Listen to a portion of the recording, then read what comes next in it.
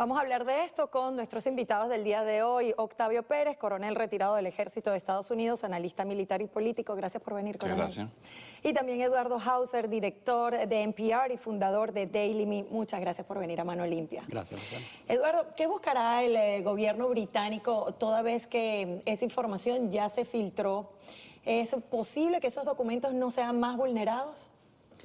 Yo creo que deben estar buscando información que quizás no ha salido aún. La realidad es que, como sabemos, Miranda viajó a Alemania, estaba regresando con documentos nuevos, con información nueva, y es posible que es información que aún no haya salido a la luz pública. Bueno, ¿hasta qué punto pudiera, coronel, unas personas que saben, que tienen el poder de la información, dejarlo en un lugar que pueda ser decomisado por el gobierno británico o por las mismas presiones del gobierno de Estados Unidos, que era lo que perseguían al atrapar a Snowden? Una de las cosas más importantes es tener las leyes en el Reino Unido son muy diferentes a los Estados Unidos. Aquí en los Estados Unidos hay un poco más de respeto en cuanto a las fuentes del periodismo y las fuentes de información. Tomemos en cuenta que en 1983 el diario The Guardian también estuvo sujeto a este tipo de incautación de información y hubo una de las muchachas que publicó sobre un misil crucero información que fue arrestada y fue presa. En el Reino Unido, te digo por experiencia, desde el año 78, que era oficial de inteligencia en el ejército de los Estados Unidos, había un libro que se llamaba el Puzzle Palace, que hablaba sobre la NSA y hablaba sobre códigos de inscripciones increíbles, y no se permitía ni la venta del libro en el Reino Unido. O sea que estas leyes no son nuevas en el Reino Unido. La ley fue reformada en el año 2000 para incluir lo del terrorismo y como tú bien dices, la gente tiene que entender que independiente de que esto haya sido replicado y esté en 28 otros paraderos que tiene el Guardian, ya sea en Brasil, en los Estados Unidos, en Hong Kong, todavía el material en cualquier lugar que se encuentre, no necesariamente hasta en una misma habitación, una de las causas que estaba diciendo el Servicio de Inteligencia, el GSHQ, que es el equivalente al NSA en Gran Bretaña, es que todo esto son susceptibles a poder ser captados por servicios de inteligencia como los rusos, los chinos y otros fuentes. A ver, pero vayamos más allá y algo tan tácito y tangible como el Internet, la red de redes. No estamos en el año 70 como en aquel momento, coronel, estamos en el año 2013. ¿Qué puede protegerse hoy con la tecnología que se tiene al alcance de la mano? Bueno, menos que cuando no la había realmente. O sea, tenemos varios factores que operan en conjunto. El primero es que la data es mucho más portátil. El segundo es que es más asequible.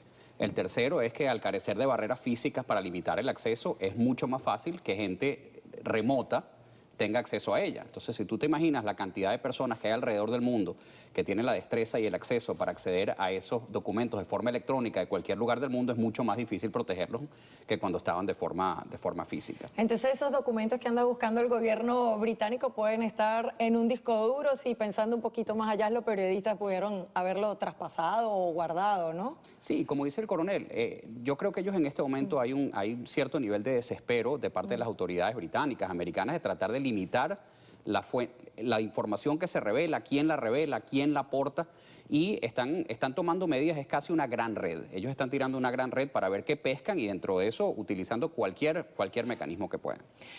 Coronel, la presión del gobierno británico contra la pareja sentimental del periodista que comenzó haciendo estos artículos no es muy evidente. Cuando lo detienen 9 horas y la ley dice que 1 hora a lo sumo es lo que pueden detener una persona para interrogatorios de este tipo. Bueno, primero, este individuo se había reunido con una cineasta norteamericana. Así que estamos hablando aquí ya de la divulgación de posiblemente esta información para hacer un documental, hacer ¿qué es la desgracia de todo esto? Aquí se están comprometiendo fuentes, creo que la gente no acaba de entender.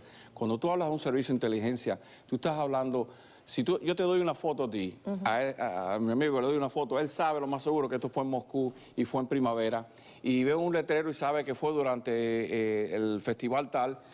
Una foto, una grabación, los sonidos, todo eso captan y comprometen la fuente, el lugar, el sistema que se usó para captar esa información. Pero eso es muy distinto a hablar de terrorismo, que fue la razón por la cual detuvieron a la pareja del periodista. Si hay esa capacidad, y te doy 2 ejemplos clásicos de la historia norteamericana.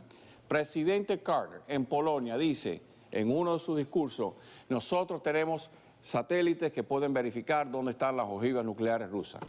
De ahí en adelante los rusos empezaron a camuflajear todo. Segundo incidente, presidente Clinton, año 98. Sabemos que Osama Bin Laden está usando teléfonos satelitales.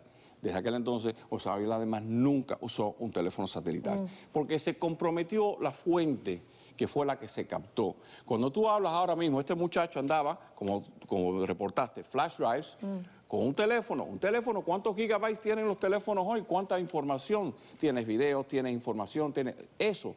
Todo eso es lo que le incautaron a él. Y se pensaba que es posible, y fíjate que los servicios de inteligencia dicen que esto fue una cuestión policial donde había causa probable, y en el Reino Unido hay una ley que dice que si yo pienso que tú estás transportando material que ha sido robado, porque ha sido técnicamente robado, yo tengo causa para pararte, para, interrogarte y incautar ese documento. Si yo encuentro dónde está, lo siento mucho, aquí lo tienes. Pero había una causa probable, dada las circunstancias de este individuo, que es la pareja de este señor y que estaba reuniéndose con cineastas. Bueno, pero a pesar de eso, el periodista ha dicho, incluso con presiones vamos a sacar la información desde cualquier otro lugar donde hayan políticas que permitan divulgar este tipo de informaciones. Sin embargo, les destruyeron los discos duros, destruyeron las portátiles de la sede del periódico. ¿Cómo pueden llegar esa información a manos de otras personas? Tú que eres conocedor de este mundo de las redes y del Internet. Bueno, es difícil imaginarse que esa información solamente estaba en esos medios digitales. O sea, lo lógico sería pensar que esa información ha sido replicada en numerosas oportunidades. Una de las grandes preocupaciones que tienen las autoridades norteamericanas es que esa información fue replicada inclusive en Hong Kong, fue replicada probablemente en Moscú y ha sido replicada inclusive sin el conocimiento de Edward Snowden en las distintas paradas que él ha hecho. O sea que yo asumiría que esa información está en otros lugares y al haber descubierto los medios físicos que estaban en posesión de David Miranda, creo que no deben haber desaparecido esa información. Te quería hacer dos salvedades, Luisiana, que tú hiciste. La primera es que tengo entendido, mi área de experiencia no es la ley británica, sin embargo, tengo entendido que la sección 7 del acto que se utilizó para detenerlo permite la captura hasta de 9 horas y por lo tanto las autoridades lo detuvieron por el periodo máximo que ellos podían. Lo segundo es que esa ley que empezó en el 2000, lo que ha visto en Gran Bretaña es que las autoridades judiciales han ejercido poca presión en las agencias de seguridad a la hora de que surgen procesos judiciales que las retan. Entonces lo que las autoridades están sintiendo es con una franquicia un poco más amplia y con más libertad de acción porque no creen que los organismos judiciales van a reversar sus decisiones. Ahora, y en cuanto al contenido, coronel, que temen pueda ser divulgado, ¿qué peligro puede haber allí en esos documentos o se trata más de un compromiso ético por lo hecho por la agencia de seguridad? Bueno, es indudable que hay una relación estrecha y de muchos años entre la NSA y los servicios de inteligencia, el GCHQ, que es el servicio homónimo de los Estados Unidos. Ahora, pon en perspectiva esto antes de contestarte la pregunta. Esto ocurre el 20 de julio, o sea, la destrucción ocurre el 20 de julio. El caso de Snowden ya lleva 2 meses y medio, lo que quiere decir que esto estábamos, como tú bien decías, desde un primer inicio del tiempo, tratando de buscar. En aquel entonces todavía el individuo todavía no había llegado él llega a Rusia, creo que llega en julio, pero tratar de eliminar la menor diseminación. Y como te digo, hay sistemas de inteligencia que pueden captar. Yo trabajé en el Pentágono, en un edificio donde habían 6 pulgadas de concreto armado, plomo por 6 y 6, o sea, para tratar de prevenir emanaciones. Hay formas de captar adentro de un edificio con un vaso plástico lleno de agua, la vibración y saber qué estás hablando y qué estamos hablando tú y yo. O sea, y lo que estamos hablando aquí no es únicamente el dispositivo físico de un flash drive, de un disco duro. Estamos hablando de comprometer la información. Y ahí es donde viene el problema.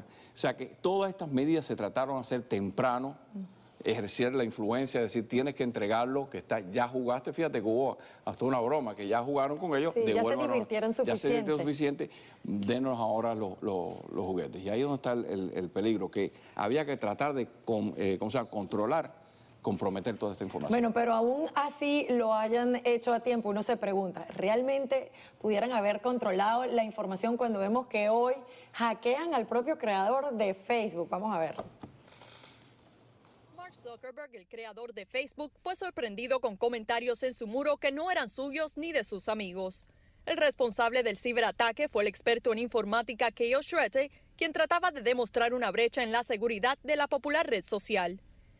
El hacker de origen palestino ya había tratado de advertir a los ingenieros de Facebook colgando un video de Enrique Iglesias en el perfil de Sarah Goodin, una amiga de la Universidad de Zuckerberg, pero al constatar que no le hacían caso, decidió ir contra el propio magnate. Bueno, parece un juego de niños, ¿no? Si hubiese actuado, como lo dice el coronel en su momento, cuando estaba caliente, hubieran estado protegidos realmente la información. Bueno, es que el muchacho, el hacker este, que creo que es de origen palestino, si no me equivoco, Sí. lo que dice es que él trató varias veces de una forma normal de llamar, de que la gente de Facebook viera que había una vulnerabilidad en su sistema de protección, y cuando no lo logró, creo que el primer paso él se lo alertó a los ingenieros, el segundo paso le hackeó la cuenta a una compañera de colegio de Mark Zuckerberg y puso un video, una foto para que Mark Zuckerberg se diera cuenta. Pero en efecto no lo logró y no le quedó más remedio que ir al máximo jefe y violentar su cuenta. Es decir, podemos concluir, coronel, que no hay nada seguro ni siquiera para las agencias de seguridad ni para los servicios secretos. Bueno, el gobierno norteamericano y muchos gobiernos, el ruso, el chino, inclusive hay varios otros gobiernos, los mismos iraní, han desarrollado en los últimos 8, 10, 20 años, algunos más ahora que antes, sistemas y ejércitos enteros que muchas veces son estos mismos hackers que han contratado para ayudar a prevenir este tipo de intromisión. Pero cada día, por cada medida que tú hagas preventiva, va a haber un hacker, va a haber superar la barrera de seguridad y poder entrar. Como dicen, por cada ley se hace la trampa. Guarden sus celulares al salir de aquí, muchachos. Hacemos una pausa, amigos. Gracias por haber estado con nosotros, coronel Eduardo. Y al regresar, ¿de qué vamos a hablar? De la madre hondureña que nos va a narrar los maltratos sufridos por su hijo a manos de agentes del Servicio de Inmigración y Aduana. Y más adelante, una ley antipaparazzi se discute en la legislatura de California con el apasionado testimonio de madres famosas. Por ahora los dejo con las imágenes de Sonny. ¿Sabe quién es? La nueva inquilina de la Casa Blanca. Ahí está.